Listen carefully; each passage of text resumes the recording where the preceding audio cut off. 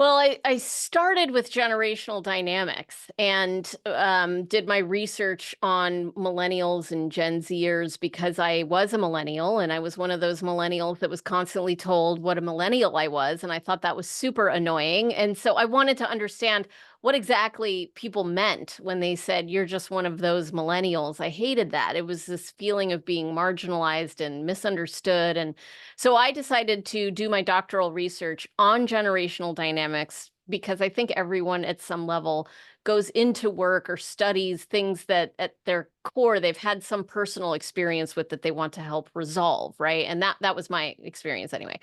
And and then what my research showed was that so much of the generational truths, and I'm using quote marks there because they're not truth, but it's what we believe to be true about the different generations are total lies and totally made up, and they're bias and it's unfair. And that's why I called the book Unfairly Labeled. And so I would talk about that in my keynotes, and then companies would ask me to come help them change the culture of stereotyping in their companies and change the culture of intergenerational dynamics. And that really pushed me into culture transformation work, initially focused on generational dynamics. But then as I got deep into culture work and I was doing culture transformation work at Oracle for 10 years, that was, they're doing from an on-prem to a cloud business, which is a whole new culture in how we operate. And that just felt juicier and bigger. And it's also, you can only do so much with don't talk about generations. Like there's no next step to don't do that, don't do that, full Yeah. stop. So culture just felt meatier and there's so much to research there. So that's really how it evolved.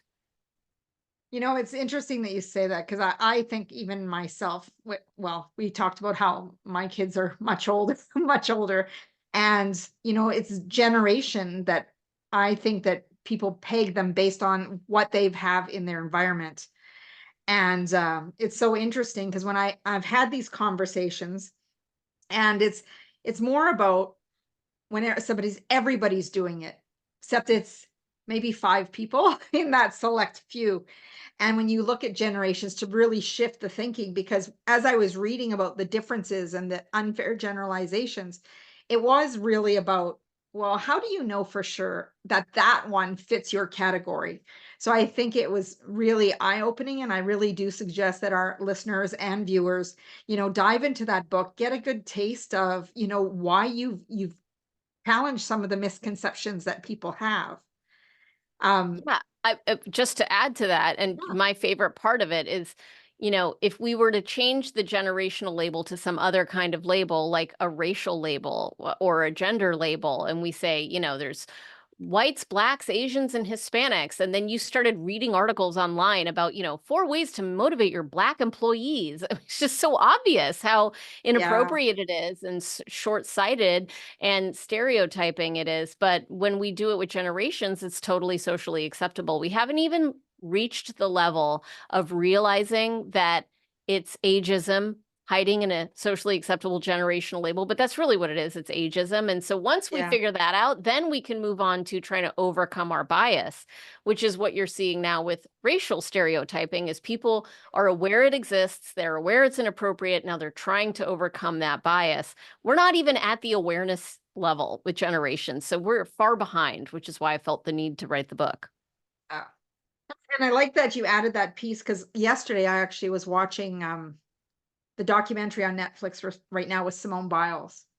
And Mm, she was talking about, the podium. And it was the first time that there were three Black women represented on the podium. And for years, how that wasn't possible. So I love how you add that because it really shows that there's ageism, the racism, gender biases, so many different things that we need to bring to the surface and have more of that awareness in the conversations that we're having. absolutely. It's a critical conversation. Yeah. For those people who, are just joining us and, really not thinking about the workplace culture, can you just tell us a little bit more about what workplace culture is all about? Yes, let's start with what it's not about. It is not about ping pong tables. It is not about Thirsty Thursdays. It's not about Hawaiian Shirt Fridays and the free kombucha and bring your dog to work day and all of those silly, silly things that became popularized really when Google started bragging about their workplace culture, and those were the things that they would talk about. Those are perks. They have nothing to do with culture. That's not it. Culture is actually the number one tool that you have to drive results in your business. And the leaders who think culture is touchy-feely and kind of woo-woo and like a people thing are totally missing the point. Because ultimately, if you want to drive results in your business, especially in the economy today, which is a knowledge economy, then it's all about how can you get the people on your team to think and act the way that you need them to think and act in order to drive results. That is like, if you as a CEO had that magic key, you would be able to create the next $30 billion company, because it's all about how you get a group of people moving in the right direction to drive results. And that's what culture is. Culture is how you think and act to get results. Yeah. So we think deeply and have helped companies for 30 years figure out how do what a lot of culture consultants do is they want to dig up the drama.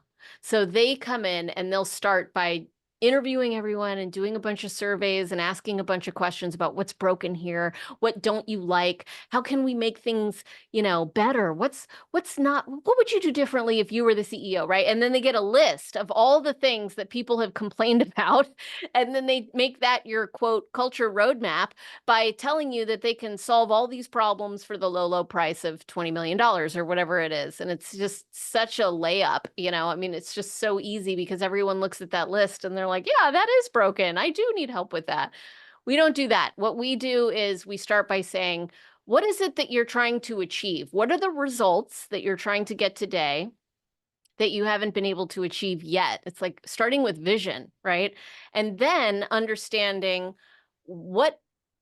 how do you need people to think and act in order to get those results? And then aligning the way people think and act to those results so that you can actually move the needle on profitability or safety or quality or whatever it is that you're trying to drive the result at. And again, it can be within the larger organization or it can be within a smaller team. There's micro cultures, there's micro results that each company has a team that needs to achieve a result. So as a leader of any size team, you can leverage culture to drive results within your department, whatever that department is. And I found it so interesting that you talk about the drama, because I'm thinking about different workplaces that I've talked to people about. And, it's when they bring up the drama, it's focused on problems, usually things that have happened in the past. So I really like the approach of being more future focused and more from an appreciative lens of what is working and what's needed to still get there. It's a big shift in how people are using it, and how can people leverage the culture to get more of the results. So the basic framework that is just so brilliant and so commonsensical and wonderfully so simple is called the results pyramid. And so, we start with results, like I said, always start with results. From results come, all of our results come from actions, what people do. It's how people think and act. It's the acting part of that, right? What they do every day is going to get the company a result. You're either going to have salespeople making a call and driving a sale or not, right? Well, actions come from beliefs. This is how we think, right? The beliefs we hold about whether or not there's value in making 10 cold calls versus 20 cold calls, or if I'm even willing to do cold calls, if I expect all my leads to come from marketing, or if I'm expected to generate leads myself as a salesperson, and whether data entry in Salesforce is worth my time or not, if there should be a sales admin that's doing that, if I'm wasting my time or my time is valued, if my teammates are on this mission with me, if the company is going to be successful. All of those beliefs drive my action every day, which ultimately get results. So when you're trying to create new results in a company, you have to start at the belief level. What are the shared beliefs that we need our employees to hold in order to drive the right action to get those results, as opposed to focusing on actions, which is what most people do. They're like, we got to get them doing more calls. How can we get them to do more calls? Focusing, how many calls did you do? Did you do any calls? How did the calls go? I'm going to record the calls. We're going to go over the calls. AI is going to analyze the call notes. It's like very activity based. And we call that the action trap, because that's not going to drive sustained behavioral change, it's also going to lead to a lot of micromanagement of you having to manage activity. As a leader, you become overwhelmed and burned out because you're managing your activity and your employee's activity. And the employee is burned out because you're managing their activity, and everyone loses.